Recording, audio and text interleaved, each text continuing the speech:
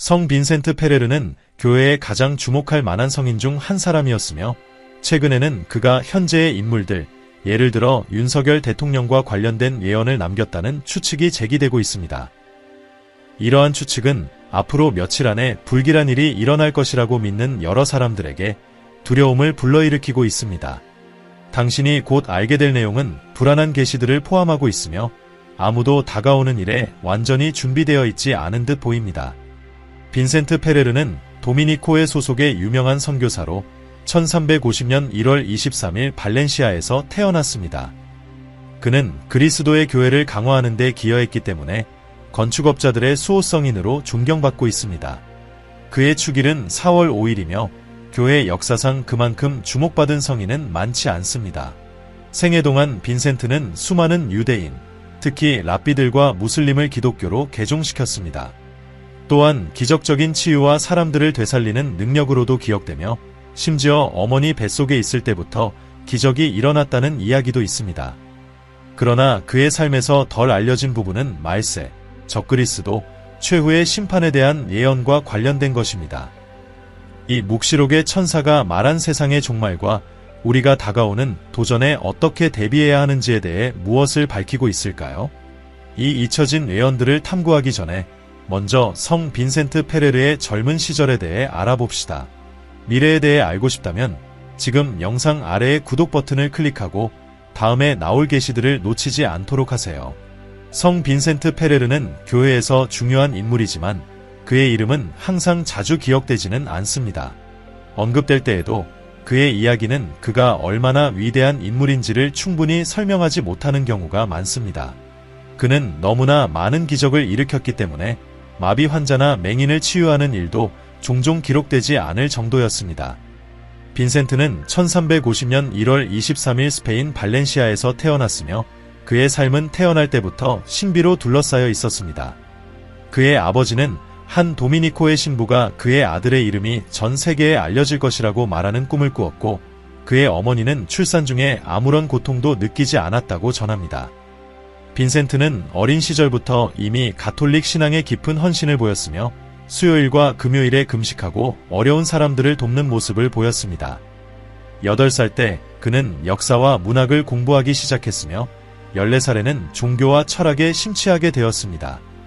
18살이 되었을 때 그는 종교 생활에 대한 강한 소명을 느꼈고 세속 성직자가 되기를 원했던 부모님의 반대에도 불구하고 도미니코회, 즉 설교자들의 수도회에 들어가기로 결심했습니다. 여러 의심과 도전에도 불구하고 빈센트는 자신의 선택을 굳게 지켰습니다. 어려운 시기를 거친 후 그는 교육을 마치고 도미니코의 수도사가 되었습니다. 그 후 3년 동안 그는 성경을 공부하는 데 몰두하여 성경을 암기할 정도에 이르렀습니다.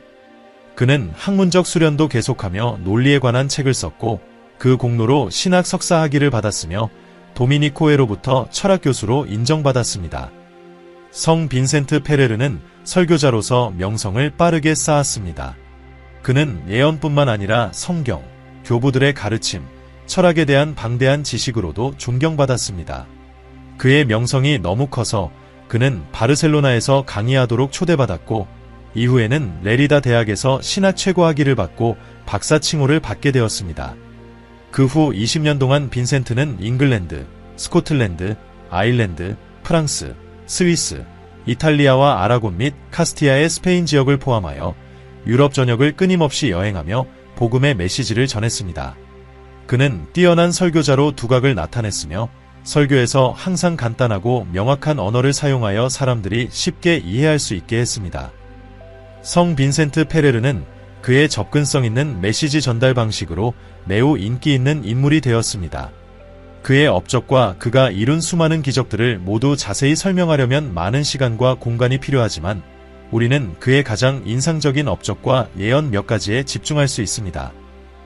이러한 업적과 예언들은 오늘날에도 교회 내에서 큰 감탄의 대상이 되고 있습니다. 이 여정을 마친 후 당신은 성 빈센트를 기도에 포함시키고 그의 중재를 구하고 싶은 영감을 받을 수 있습니다. 그의 기적은 너무나도 많고 인상적이어서 그가 더 널리 숭배되지 않는 것이 놀라울 정도입니다. 그의 삶과 기적적인 업적에 대해 더 많이 알게 되면 그는 역대 최고의 성인 중 한 명이었으며 12사도와 비교될 정도로 위대했고 첫 번째 사도라는 칭호에 걸맞은 인물임을 깨닫게 될 것입니다. 그는 초기 그리스도의 추종자들 이후 가장 많은 기적을 일으킨 인물로 평가받습니다. 성 루이스 베르트란에 따르면 빈센트 페레르의 가르침은 엄청난 수의 기적으로 확인되었습니다. 베르트란은 빈센트가 사도들 이후 모든 성인들보다 더 많은 기적을 행했다고 믿었습니다. 그의 시성 과정에서 교회는 공식적으로 약 1000개의 기적을 인정했지만 일부 역사학자들은 빈센트가 20년간의 사역 기간 동안 하루 평균 8개의 기적을 행했음을 감안할 때 이 숫자가 훨씬 더 많을 수 있다고 제안합니다. 이는 총 기적수를 58,000건 이상으로 추정할 수 있습니다. 성 빈센트 페레르에 대한 기록들은 초자연적인 사건들로 가득 차 있으며 그와 동행한 사람들은 그가 하루에 8개 이상의 기적을 행하는 것을 자주 목격했다고 전합니다. 테시아의 주교는 자신이 목격한 기적들이 너무 많아 기록할 수 없을 정도로 많았다고 말했습니다. 마찬가지로 빈센트와 1년 넘게 함께한 한 증인은 그가 미사 후 자발적으로 환자들을 치유했으며 그로 인해 도움을 구하러 온 사람들에게 위로와 기쁨을 주었다고 증언했습니다. 다른 위대한 성인들처럼 성 빈센트 페레르도 중병에 걸린 사람들을 치유하고 마비 환자들을 걷게 하고 심지어 죽은 자를 되살리는 등 주목할 만한 기적을 일으켰습니다. 그중 한 경우에는 울지 마십시오. 그녀는 죽은 것이 아니라 잠들어 있을 뿐입니다. 소녀야, 일어나서 음식을 먹어라 라고 말하며 죽은 이를 되살렸습니다. 그는 이어서 여기서 일어난 일을 아무에게도 말하지 마십시오라고 덧붙였습니다. 성 안토니노는 빈센트가 28명 이상의 부활을 일으켰다고 기록했으며 그 숫자는 더 많았을 것으로 추정됩니다. 치유 외에도 빈센트는 기억할 만한 다른 기적들을 행했습니다. 코나스 근처에서 그는 성경에 나오는 오병이어의 기적과 유사한 기적을 일으켜 매우 적은 양의 음식으로 수천 명의 사람들을 먹였습니다. 또한 그는 자연의 요소를 통제하는 능력을 보여주었는데 팔마 근처에서 폭풍을 진정시키고 베시에에서 홍수를 막아냈습니다. 그의 명성은 여기서 멈추지 않았습니다. 많은 사람들은 그가 단 한마디의 말이나 단순한 손길만으로도 악마를 쫓아낼 수 있다고 말했습니다. 그의 삶에서 가장 인상적인 측면 중 하나는 그가 유럽 전역을 여행했음에도 불구하고 언어 장벽이 전혀 문제가 되지 않았다는 것입니다. 그가 어디에 있든 사람들은 그가 마치 그들의 모국어로 말하는 것처럼 그의 말을 이해했습니다. 이 초자연적인 능력은 그의 신성한 사명의 일환이었습니다. 성 빈센트 페레르는 또한 자신의 기적의 힘을 다른 이들에게 전할 수 있는 능력으로도 알려져 있었습니다. 때때로 누군가 그에게 도움을 요청하면 그는 동료에게 이렇게 말하곤 했습니다. 오늘은 내가 너무 많은 기적을 행해서 피곤하니 대신 내가 이 기적을 행해보라. 나를 통해 일하시는 주님께서 너를 통해서도 일하실 것이다. 그러면 그의 동료들은 실제로 기적을 행하곤 했습니다. 특히 한 번은 그의 수도회 소속의 수도원장이 빈센트로부터 기적을 행할 수 있는 능력을 받았으며 그 능력은 그의 생애 내내 유지되었습니다. 빈센트는 또한 무생물들을 기적적으로 사용했습니다. 어느 날 그는 가난하지만 독실한 한 여성에게 자신의 옷 조각을 건넸습니다. 이 옷 조각을 병자들의 머리에 얹으면 그들은 치유되었고 이 유물 덕분에 여성은 치유된 사람들로부터 감사의 표시로 받은 기부금 덕분에 좀 더 안정된 삶을 살 수 있었습니다. 우리는 성 빈센트 페레르가 행한 수많은 기적들을 이야기하며 몇 시간을 보낼 수 있을 것입니다. 하지만 이제 그의 예언에 집중해 보겠습니다. 이 예언들은 오늘날에도 교회 안에서 두려움을 불러일으키고 있습니다. 빈센트 페레르는 세상의 종말이 오기 전에 매우 어려운 시기가 있을 것이라고 예언하며 그 사건들을 예고하는 3가지 큰 재난에 대해 경고했습니다. 첫 번째 재난은 인류에게 큰 고통을 가져올 잔인한 인간, 적그리스도의 출현입니다. 두 번째 사건은 불에 의한 지구의 파괴, 그리고 세 번째는 최후의 심판입니다. 빈센트는 또한 하늘에서의 징조들, 즉 태양, 달, 별들의 변화를 통해 재난이 다가옴을 알 수 있을 것이라고 경고했습니다. 이는 오랜 세월 동안 논의되어 온 질문을 다시 불러일으킵니다. 참된 신자들은 종말을 알리는 재앙들이 닥치기 전에 천국으로 들려 올려질 것인가? 이 개념은 대환난으로 알려져 있습니다. 많은 사람들이 성 빈센트 페레르에 대해 들어본 적이 있는지, 그리고 그의 예언에 대해 어떻게 생각하는지 궁금해합니다. 빈센트는 첫 번째 큰 사건이 적그리스도의 출현이라고 예언했습니다. 빈센트에 따르면 적그리스도는 인간이지만 매우 사악한 존재가 될 것입니다. 그의 출현의 징조 중 하나는 태양과 관련이 있습니다. 빈센트는 예수님이 태양으로 상징되며 이는 신앙과 진리의 빛을 나타낸다고 설명했습니다. 그러나 태양이 문자 그대로 사라지는 것은 아니지만 그 빛은 마치 구름 뒤에 가려진 것처럼 희미해질 것이라고 했습니다. 이 구름은 물질적 소유를 상징합니다. 적그리스도의 출현 시기에는 재물과 세속적인 소유에 대한 추구가 마치 일식처럼 진정한 정의의 빛, 즉 예수 그리스도를 가리게 될 것입니다.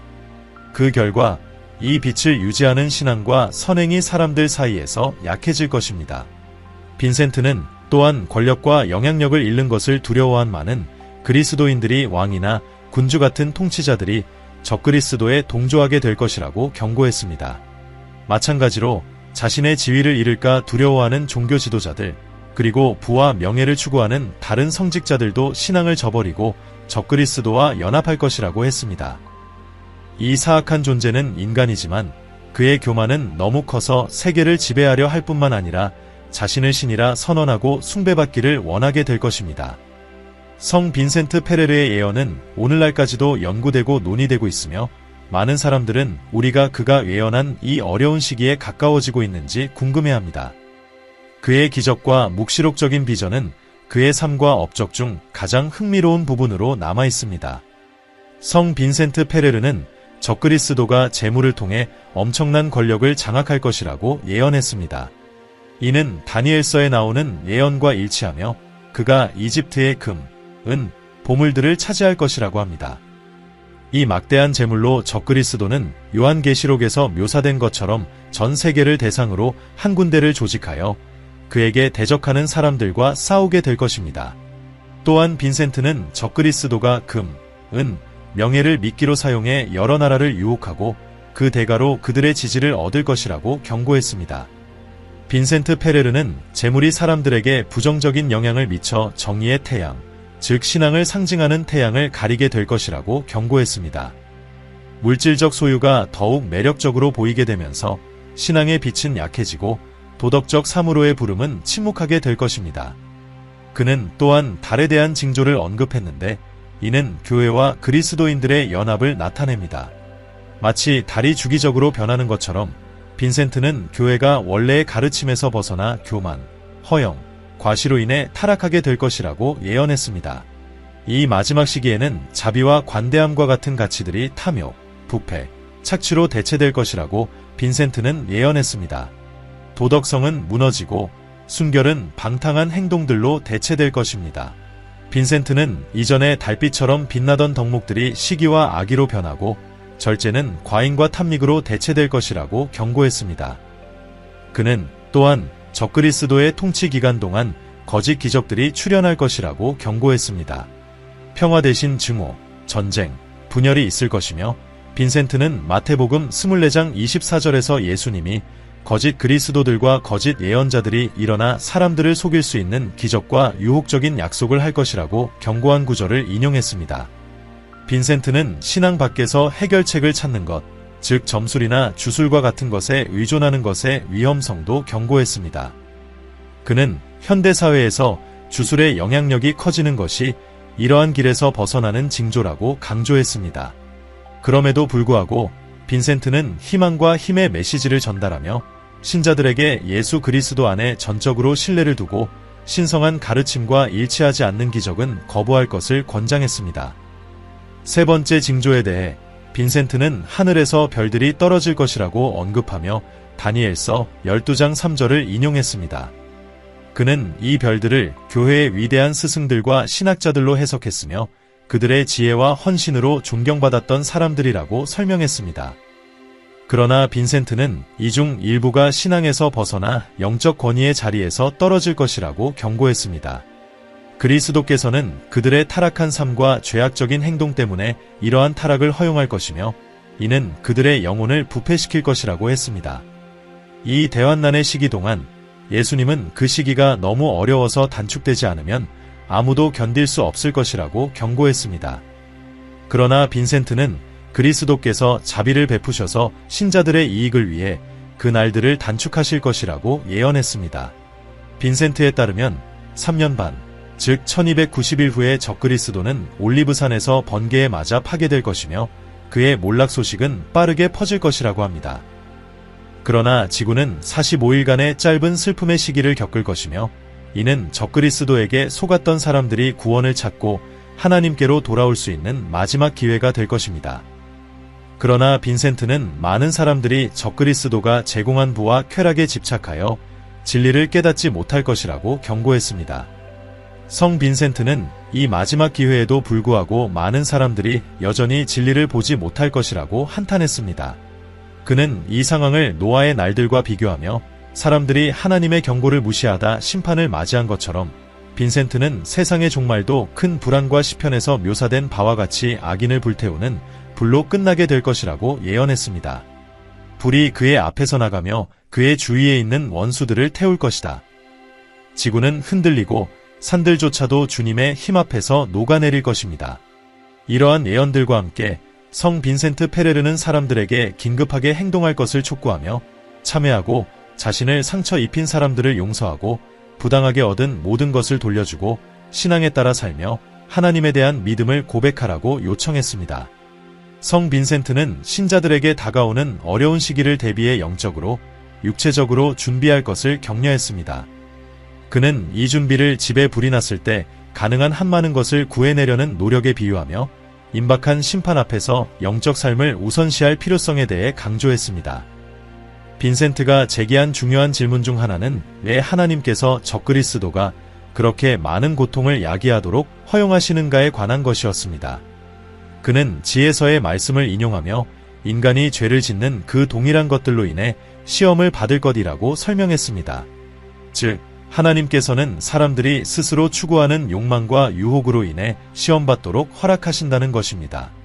빈센트는 또한 신자들이 적그리스도의 유혹에 저항할 수 있는 방법을 제시하며 물질적인 부를 거부하고 영적인 보상에 집중할 것을 권장했습니다. 그는 세상의 보물들은 일시적이지만 영적인 보물들은 영원한 가치를 지닌다고 상기시켰습니다.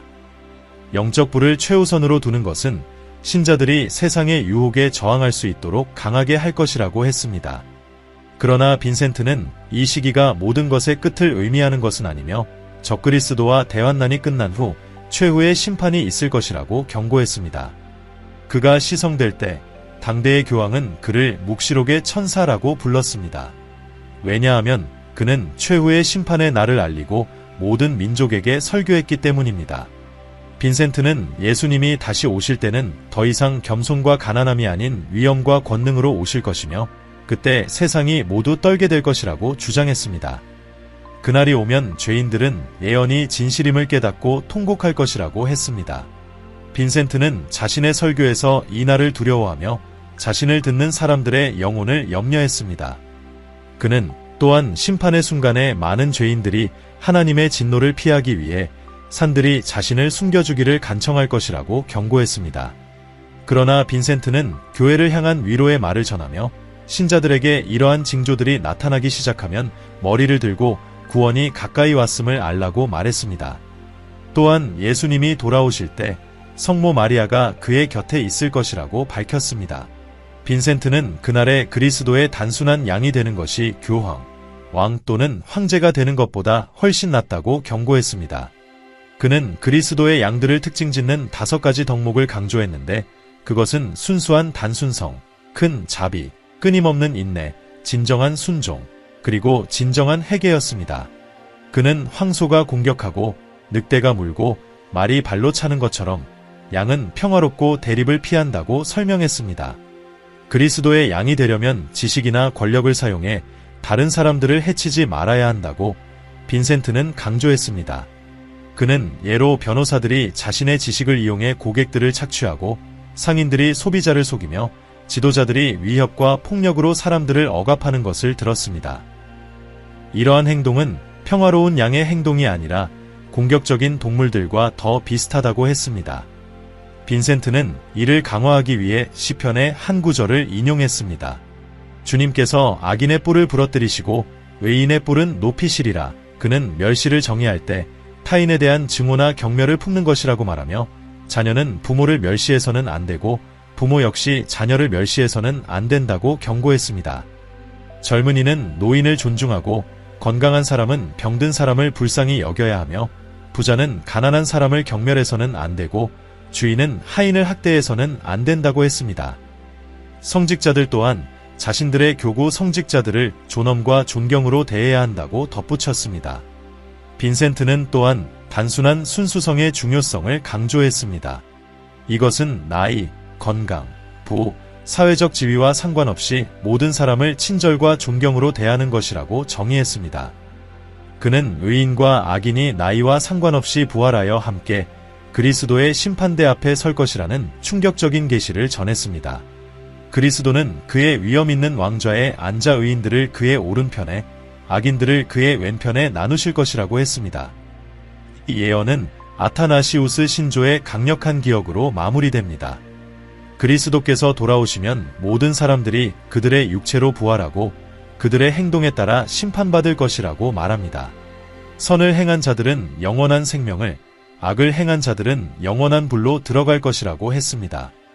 빈센트는 우리의 행동이 영원한 생명 또는 영원한 저주로 이어지는 최종적인 결과를 가진다고 강조하며 그의 설교를 마쳤습니다. 성 빈센트 페레르는 유럽 전역에 기독교를 전파하는데 이미 큰 성공을 거둔 후 그의 인생 마지막 몇 년 동안 1414년 스페인 토르토사에서 열린 중요한 종교회의에 참석했습니다.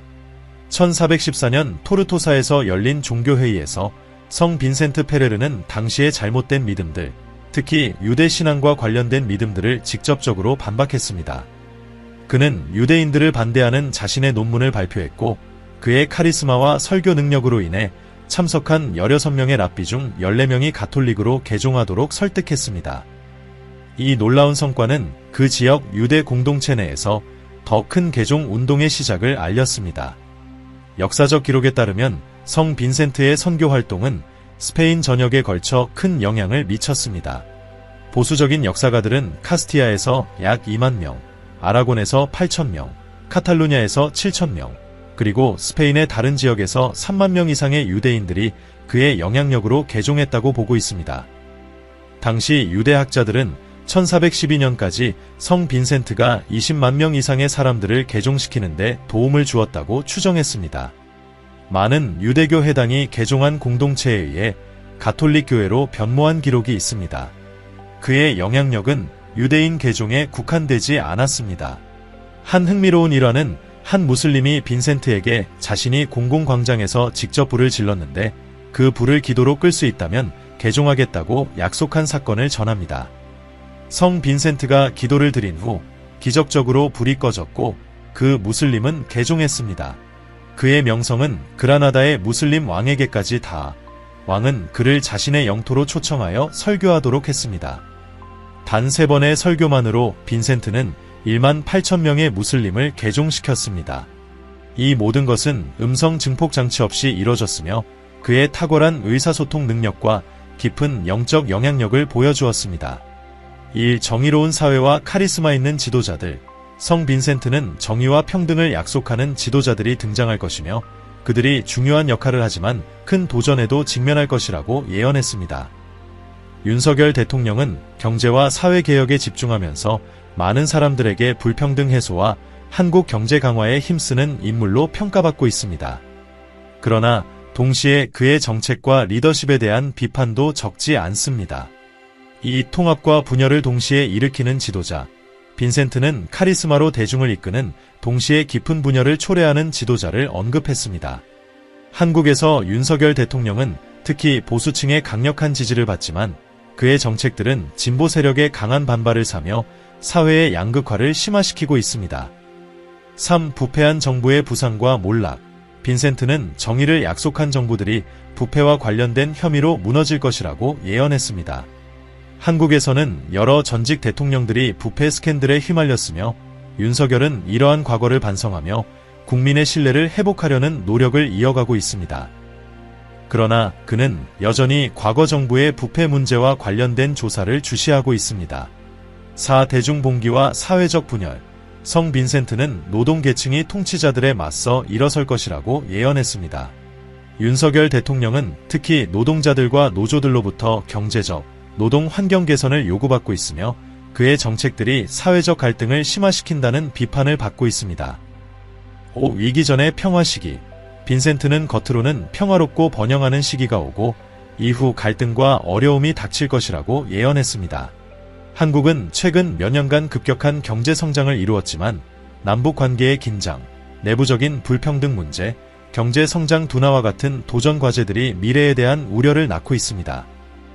이러한 예언들은 현재 윤석열 대통령의 지도하에 있는 한국의 현실을 반영하며 성 빈센트 페레르가 경고한 많은 도전들이 오늘날의 한국 상황과 놀랍도록 맞아떨어집니다.